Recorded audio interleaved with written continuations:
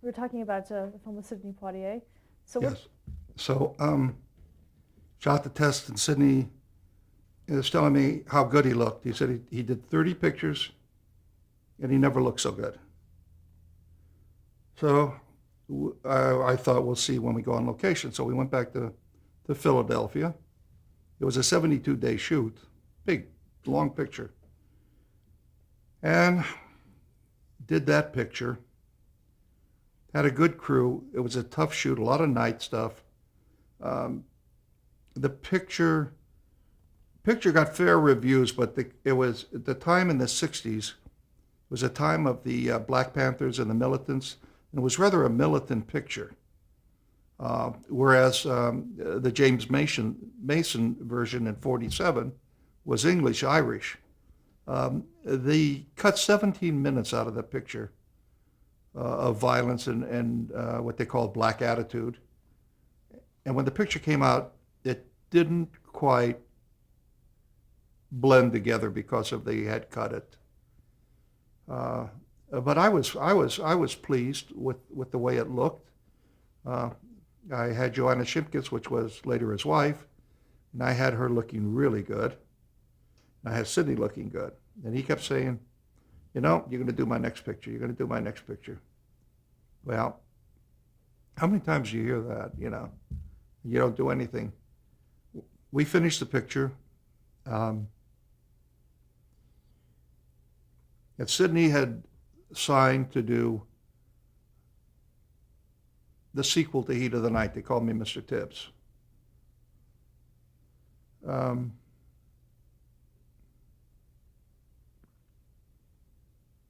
the director was Gordon Douglas, and Gordy and I were good friends from Warner Brothers. So we did that picture up in San Francisco, and it was a lovely shoot. I mean, it was first class. I I went to Mirish Company did it. So I get a call to go in and see their production manager. This is very funny how politics are. And I go to the Mirish office, and there's a production manager, and he says, "You're going to have to use our gaffer, our grip, which we're good guys, and we only pay $17.50 a week." I said, "Well, I don't think you're even in the ballpark." He said, "Well, take it or leave it." At that time, I was getting, I think, 2,500 or 3,000 a week, and so I told my agent. And my agent said, "Well, I'll negotiate something." I said, "Well, okay." So I called Sydney. I said, "Sydney, I called him in the Bahamas, and I left my number. I'll never forget because I used to carouse a lot, and one of my favorite places was up on the Sunset Strip, um, a little bar where we all got together and drowned our sorrows. And I left my number, and I remember he called me there, and he said, "What do you want?" I said, "I have a problem, Sydney." He said, "Well, you don't sound like it." No, I said, "No, I have a problem." I said, I'm up at the Cock and Bull. That was the name of the place. I said, "I went to the Mirish office, and they said to me, I have to use their gaffer and grip, and they don't want to pay any money." I said, "They're not even in the ballpark." He says, "Well, what do you want?" I said, "I want my gaffer, my grip, and I think I said 2,500. I don't want to. I mean, that was to me was a lot of money. So Sidney said, "Don't worry about it." So I go home, and the next day, Mirish calls me and said, "Come on down." And this production manager, he was really upset. He said, "You got your gaffer, you got your grip, and you got your 2,500 on a 10-week guarantee." Thank you very much. And then he says, "Now sign this." And I said, "What is it?" He said, "It's an application for my son to get in the camera union." I didn't even know. So I signed it. His son now is a director of photography. Yeah. So, so I enjoyed working with Gordon. Um, it was a fun show. In the show, it was interesting. We had Martin Landau, He played a a priest. Story about a girl gets killed and they find a cross on her. And of course, I remember Martin from Mission Impossible. He remembered me. Then his wife came up, Barbara Bain, and it made me feel good that they could see that I had progressed and I wasn't such a hacker as they so thought I was, you know.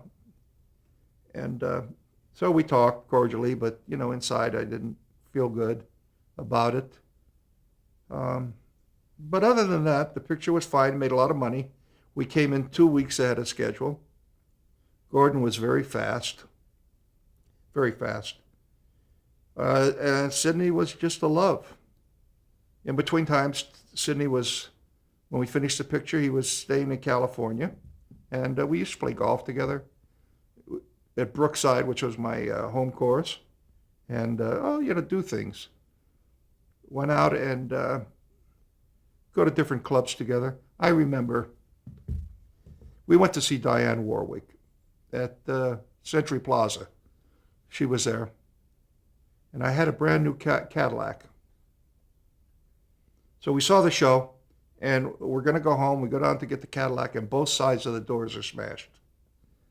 I mean, crumpled. I don't know what happened, who drove it. They said the attendant crashed into one of those round poles. But when they saw Sidney, I mean, they said, "Oh, take it to Cadillac, fix it, or buy a new one." So I can't remember what happened, if I bought a new one or what, but it was fixed. And so doing those kind of pictures gave me time to relax. I mean, you do 2 pictures a year, and you're making good money. You're not worrying about anything. So you weren't doing any television then at all? No, I had given up television. Um,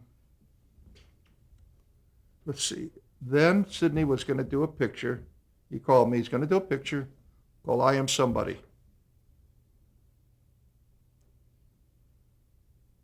And at Columbia. In the meantime, my salary had gone up. My agent, there was a few guys. I'll tell you, I was very hot. I was in the mainstream. There was Harry Stradling Jr., Conrad Hall, myself, Vilma Sigmund, and a couple other guys. They were always up for all the pictures. So we had raised our salary to $3,500 on a 10-week guarantee. So this picture at Columbia, called "I Am Somebody," it was under Sidney's banner. He was producing it. So he asked me to do the show. And I said, sure. So I go over to start the prep, and Sidney doesn't like the script, and he closes the company down. Now Columbia owes me $3,500 a week for 10 weeks, and they're not too happy about it. I would have been happy to sit home. So Columbia said, look, do this for us. You do a picture. We'll give you a picture that's comparable to a Portier picture and work it off that way, and then do the Portier picture next spring. I said, okay. So I'm sitting around, and they're paying me while I'm sitting around. A couple of weeks later, they call me and to come in, and they said, we want you to do a Matt Helm picture with Dean Martin. Something happened with the cameraman that they had. He was mouthing off too much, said the wrong thing at the wrong time. So I said, I'd like that. They give me the script, and I'm reading it, and I no sooner put it down I meet with the director, Phil Carlson, and, I'm happy to have you aboard, this and that. And they cancel the picture. Now, that's 2 pictures that were canceled. I'm sitting there with still 10 weeks salary they owe me. And my agent said, if you treat them bad, you'll never work at Columbia again. You want to work something out, if I get you another picture. So I thought about it. I said, sure, Sydney's company, I don't want to hang them up. So my agent got me this picture out of Warner Brothers called Vaquero. The director was Bob Spar. I had known from Star Trek days, and he had directed several shows with my dad at Warner Brothers, television shows. So we were good friends. And I was happy to be with him. So the show was in Colorado. It was about a 10-week feature. And we go up to Colorado, and we're there planning for the show, and the mayor's brother came up to the director and he said, we had built a town on a river, and there was a big raft that crossed it to get to the other side. And it meant towing. So they had these cables under the water that would work and pull the boat where it looked like the guy was pulling it. So this guy said to me, and the director, well, you can see the cables. So we go, God, if you can see the cables, we're ruined because we're going to do a lot of helicopter shots of the barge going in the gunfight at the end. The bandits, 50 of them ride in and they shoot it out. So we get in this plane, 4 of us, and we go out to scout locations. The director and 2 other guys, myself, and we crash in a mountain, and everybody's killed, except me. So there was about, 8 or 10 feet of the plane left, and I was in that plane part. So they saw the crash, because we crashed right near the town. It took them about 20 minutes to get to us. And I tried to pull the director out from under the plane, but both of my collarbones were broken. So when I grabbed him, I just pulled my chest away from my body. And they grabbed me, put me in an ambulance, and took me to a Catholic hospital, St. Thomas More, in Canyon City, and started to sew me up. They took the director to a hospital in Denver, and he lasted a few weeks, and then he passed away. And then when I recovered, I thought, well, I'm not going to fly anymore. So what are you going to do with your career? I said, well, I'll go back and do television. I'll get an easy show and not kill myself. So I told my agent I was going to go back and do television. He said, don't do television. He said, you'll never get out of it again. You're doing so well. Just wait it out. And I was getting impatient, And I was chasing a lot, and I was drinking a lot, and I was getting into trouble. And I thought, well, better go back to work. How long was that period that you didn't work? A couple of years, on and off.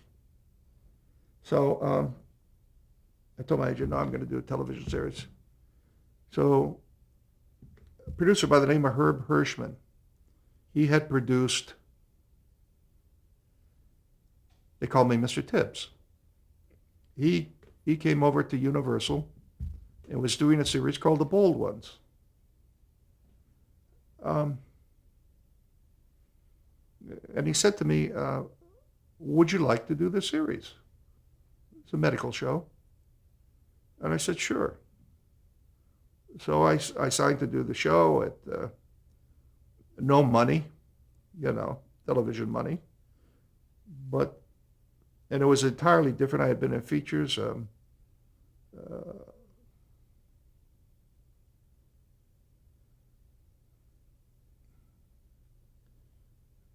I had been in features, and it was different. I mean, it was really different. Anyhow, in what way? Well, I mean, they don't treat you well on television. I mean, when I had a feature, I had a car and a suite, and and every other of the amenities that were given to a director of photography. Going back to television is like, they don't, like being, one of the boys. So I did a few of those shows, and I was happy. And then I got a call to do, from Sydney, I got a call to do Brother John. And Brother John was up north, up in Yuba City. It was near Sacramento. So I said I'd do it. I could drive up there. So I drove up there, and we did the picture. It was a very pleasant picture. The director was Jim Goldstone, and he and I had gone to high school together. It was a long shoot.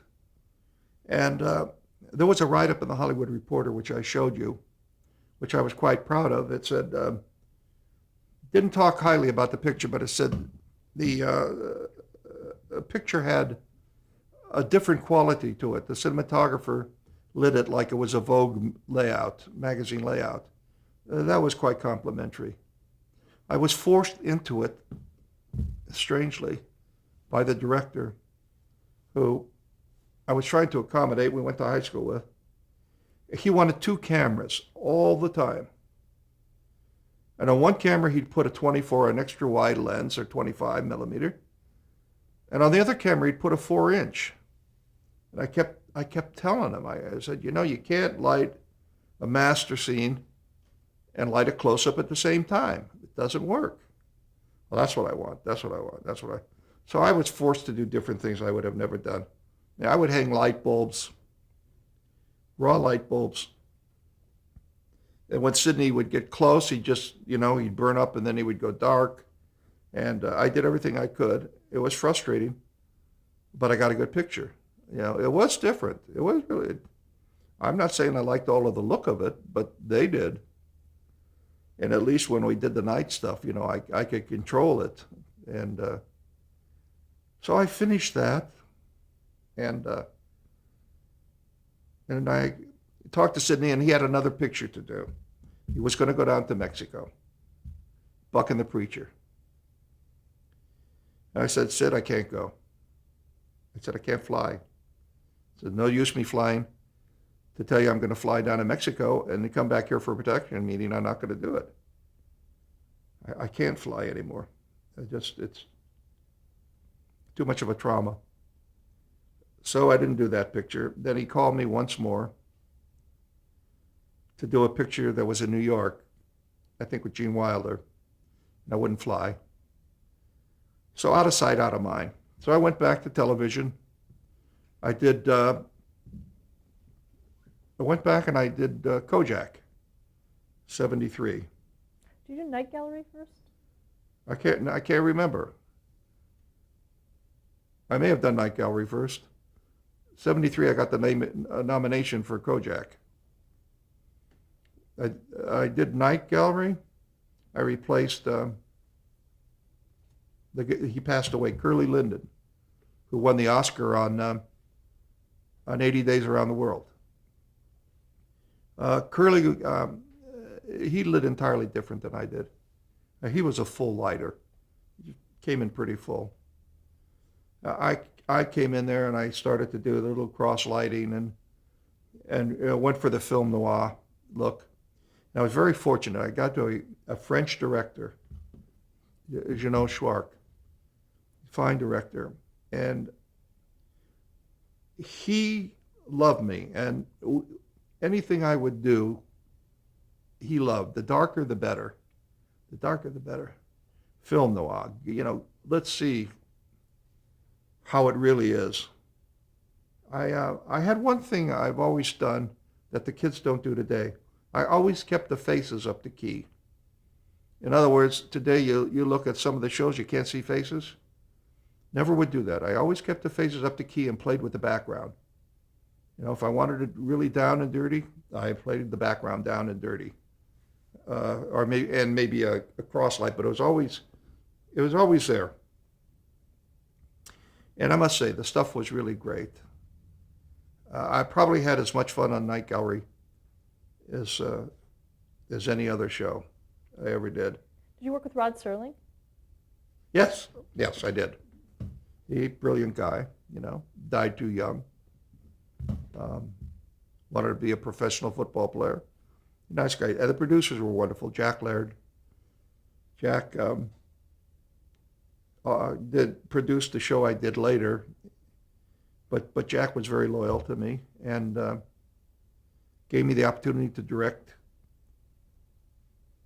So I directed 2 night galleries, which I shouldn't have done.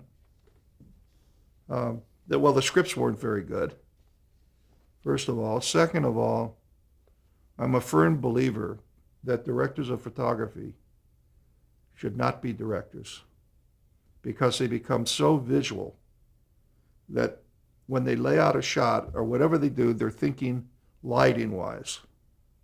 They're not George Cukor thinking about emotion or talent or pauses or comedy or whatever. I mean, you just get so involved with lighting and setups. Because later on I directed moonlightings, and it used to trap me. So I directed the 2 shows, so they were happy. Did you have a director of photography? Huh? Did you have a director of photography, or were you also doing that? The 2 shows that I did, I shot one myself.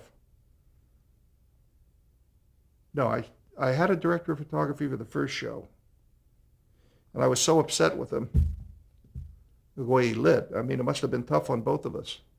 I'd ask for a night scene, and he'd come front light, and I couldn't stand that. I wanted to play it down and dirty and dim, and I couldn't spend all day arguing with him. So I directed and shot the next show. Then Universal, they really liked me. They got down to one company on television. I don't know what happened, but they let all of the cinematographers go, the guys that have been there a lot longer than I have, except for 2. One was Bud Thackeray, who'd been there for years and years, and myself. They put us on Emergency, a show called Emergency. So Bud would do one show one week, and I would do the show the next week. Bud and we clashed because he did the first show, and when he lit the exterior of the fire station, it was about a fire department, he put the key lights over on the left side and nailed them down on parallels and nailed them down and had marks on each one. Do not move, do not move, do not move. In other words, he had set the style of the show for the sunlight, and it wasn't to be changed. I come in the second show, and I look and I say, "What's that?" "Oh, that's the key light. That's the sunshine on the fire station." "Oh, okay." I said, "Now bring me 2 parallels over here with 10Ks, and the sunlight's coming from this side." So it was strange. Every other week when you'd see Emergency, the sunlight would be on the left one week and on the right the next week. That's the way we did it. It was a good show. We had Bobby Troop and his wife, the singer, Cry Me a River. Well, I'll think of it. But it was a good show, but it wasn't a show for me. It wasn't any challenge. So I let it be known that if a show came up, I would be interested in it. So they came to me with Kojak, I believe Kojak. So I did that series and was nominated for the Emmy. Can you describe that series for someone who may not have seen it? Huh? Can you describe that series for someone who may not have seen it? Kojak was based on a true story called The Marcus Nelson Murders. I have the Holiday or Fortune magazine where it writes me up in it. The pilot's based on a true story where 2 women who were killed, and the detective Kojak, who was in New York, solves a mystery. So the series was about a New York police station and about Lieutenant Kojak, who was played by Telly Savalas. And we had Kevin Dobson, played the second lead, and a cast of many, you know. And they wanted a gritty look, so I did things I hadn't done before. I used a lot of double fog filters to flare the lights. On the exteriors, I remember now that I wouldn't shoot them wide. I'd always shoot them with a long lens, with a telephoto lens, so that you really could not describe where you were, because it's supposed to take place in New York. And it worked well. It looked like New York. It had the feeling of New York. Telly Savalas was wonderful. He had his brother George, who was crazy. The next year, the reason I left Universal, well, first of all, the series ended, and it was good times. Good times. I got very friendly with Telly. How was he to shoot? Huh? How was he to shoot? Fine, you could shoot him anyway. With a face like his, didn't matter. But he was nice. He took us all to Vegas, hired 2 buses, open bar on the 2 buses, whatever you wanted, checked us into the Sands Hotel, gave each one of us $200 to gamble. Very nice man. We all loved him. So the second year was coming up, and they wanted me to do it. So figuring I had the Emmy going into it, I said,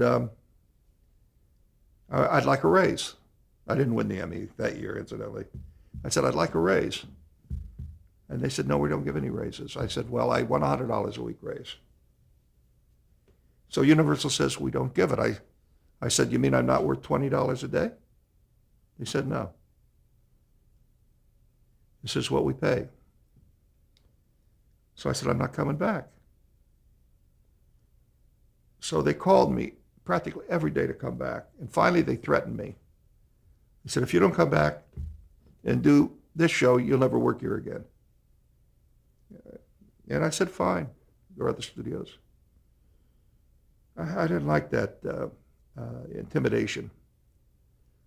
So in the meantime, Herb Hirschman, who produced The Bold Ones, went over to 20th Century Fox to do Planet of the Apes. Let's stop there to change the tape.